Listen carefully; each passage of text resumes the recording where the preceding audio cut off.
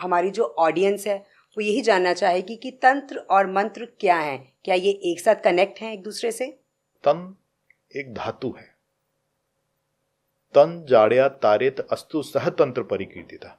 जो तन रूपी जड़ता है, जो भावनात्मक जड़ता है, जो उससे जो निजात, जो छुटकारा दिलाने का जो प्रोसेस है, उसको तंत्र बोला गया है। तन का अर्थ होता है बढ़ना जी। तो 39 साल तक ये तन जो है बढ़ता, तन कहलाता है 39 साल तक। 39 साल के बाद जो इसका सरण स्टार्ट हो जाता है तब वो शरीर कहलाता है, जहां टीके सिस्टम स्टार्ट हो जाता है। तो 39 साल तक तो जो है बढ़ता है, उसके बाद शरीर कहलाता है जी।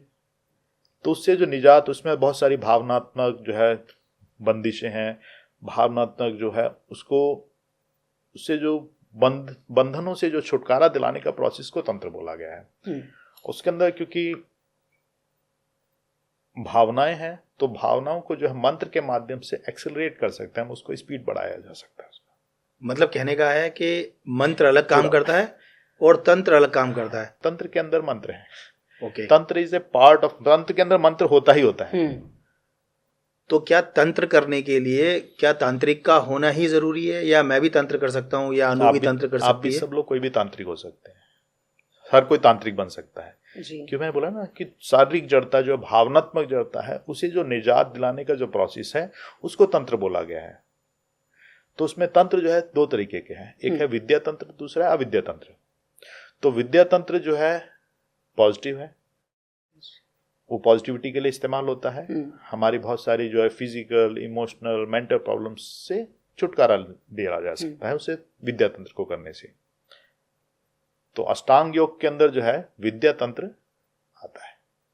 और एक आपने दूसरा बताया अविद्या। अविद्या तंत्र क्या है कि जो पंच भौतिक शक्तियां हैं उसका इस्तेमाल करते हैं किसी का नुकसान करने के लिए, जो हम लोग जनरल सुनते हैं। हाँ, आत्मा की शक्ति का इस्तेमाल होता है परमात्मा को पाने के लिए। विद्या तंत्र का इस्तेमाल है मुख्यतः परमात्मा को पाने के लिए।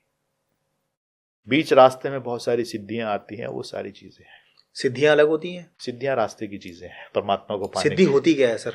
एक्चुअल में हमें इसका आइडिया नहीं। सिद्धि थोड़ा सा आप इसके बारे में समझाइए। तंत्र तो आपने बताया कि एक विद्या होती है तंत्र, ठीक है, एक अविद्या, दो ट्रैक पे अलग अलग चलता है। मैं ये जानना चाह रहा हूँ कि सिद्धि क्या होती है? सिद्धि क्या कोई मतलब किसी की हम कर सकते हैं, या वो प्रोसेस क्या होता है सिद्धि का?